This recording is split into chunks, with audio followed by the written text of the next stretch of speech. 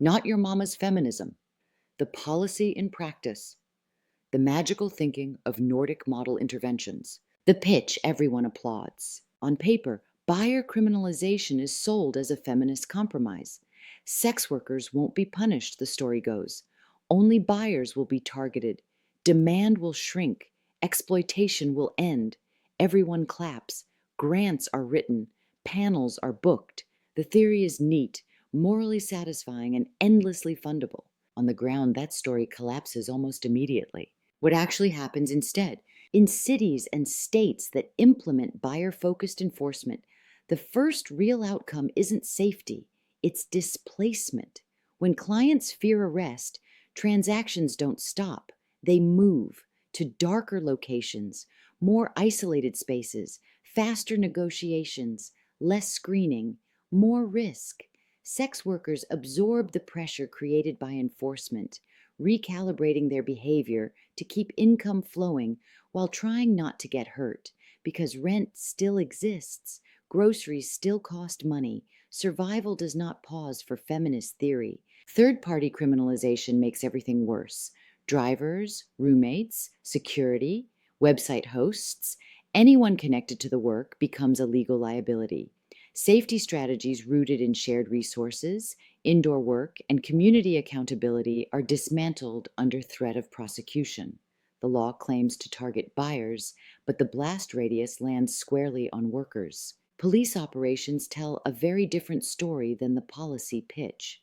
Stings still rely on surveillance of sex workers. Workers are questioned, detained, photographed, monitored. Their income is disrupted, their routines scrutinized. Even without charges, the message is clear. Visibility equals risk. The promised outcome, buyers punished, workers protected, rarely materializes. Instead, sex workers shoulder the enforcement burden while institutions collect the political win. Arrest statistics are celebrated, funding continues, press releases flow. The lived reality becomes more dangerous, not less. Buyer criminalization doesn't eliminate harm. It redistributes it downward. The feminist exception clause. There is a strange carve-out in modern feminist policy, one place where everything we know about economics, labor, and human behavior is suspended and replaced with moral certainty and wishful thinking. That place is sex work. In every other arena, we accept a basic truth of supply and demand economics. Criminalizing one side of a transaction doesn't eliminate the market. It makes it more expensive, more dangerous, and less transparent. Risk gets priced in, power concentrates, workers absorb the fallout. But when it comes to sex work, anti-sex worker organizations insist this rule of reality suddenly stops applying. The Nordic model, often branded as a feminist end-demand intervention, rests on the claim that criminalizing buyers will reduce exploitation without harming workers or restricting access to services. It sounds clean, it feels righteous, and it collapses the second you apply it anywhere else. When you try this logic anywhere else, imagine applying Nordic model logic to other everyday services. Criminalize hiring plumbers after 6 p.m. Plumbing emergencies still happen. The service just becomes more expensive, less visible, and accessible only to those with money. Criminalize paying babysitters on weekends. Families still need childcare, transactions go underground, rates rise, and safety declines. Ban paying for sandwiches, but not making or eating them. Demand doesn't disappear, it just becomes riskier and more unequal. Absurd? Yes. Economically identical? Also yes. No one calls this feminism, yet the logic is treated as progressive when applied to sex work. A moral narrative in scientific drag. So why does this still pass for feminist policy? Because the Nordic model isn't an economic theory. It's a moral narrative wearing a lab coat. It survives not because it works, but because it flatters power. Sex work is the last market people are allowed to lie about. Most people understand that prohibition raises prices and pushes risk onto workers. They accept this for drugs, alcohol, abortion, undocumented labor, and housing. Sex work is treated differently. Magical thinking is rewarded. Saying criminalizing buyers will end prostitution is considered enlightened in spaces where any other market analysis would be laughed out of the room. This exception isn't accidental. It's stigma, fully institutionalized. The emotional payoff. The Nordic model allows advocates to hold three comfortable beliefs at once. I'm feminist. I oppose violence.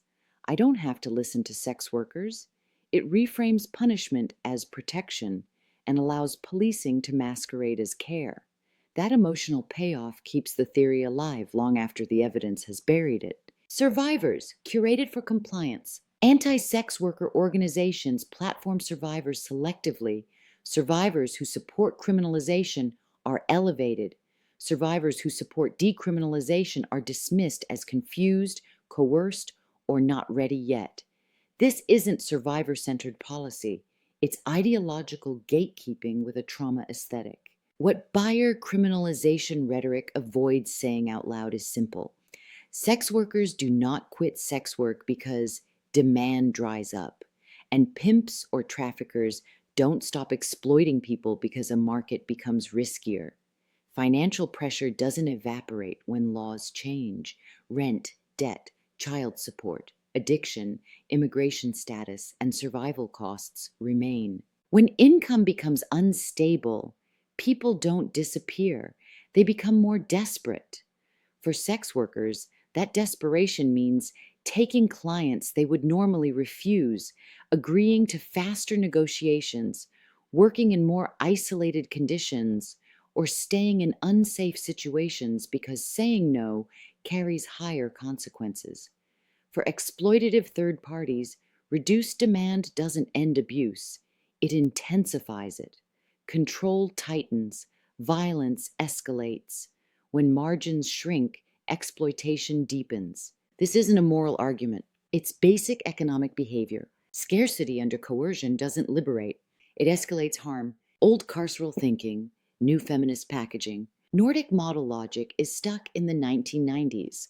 War on drugs thinking, broken woman narratives, and the belief that safety comes from removal rather than resources. These ideas weren't dismantled. They were rebranded with softer language and folded back into feminist spaces. What looks like theory is often just recycled carceral instinct with better branding. Entire institutions depend on believing this. If the Nordic model were acknowledged as harmful, funding streams would collapse. Police task forces, rescue nonprofits, court-mandated diversion programs, professional advocacy careers. For many institutions, disbelief would be financially inconvenient. Who pays the price? The Nordic model persists because the harm it causes is absorbed by people society has already decided are disposable. The damage happens quietly. It can be reframed as necessary, and it rarely reaches the people writing the policy. If these outcomes were imposed on nurses, teachers, or mothers, the policy would be politically impossible. The bottom line: people don't believe in Nordic model interventions because they work. They believe because stigma makes contradiction easy, power stays protected, advocates feel virtuous, and sex workers are not expected to survive policy decisions intact. That isn't feminism. It's moral theater with a police budget. At Swap Behind Bars, we believe feminist policy must be grounded in evidence, lived experience, and harm reduction. Not magical thinking that only works if you refuse to look at the consequences. Because feminism isn't about feeling righteous. It's about reducing harm where people actually live.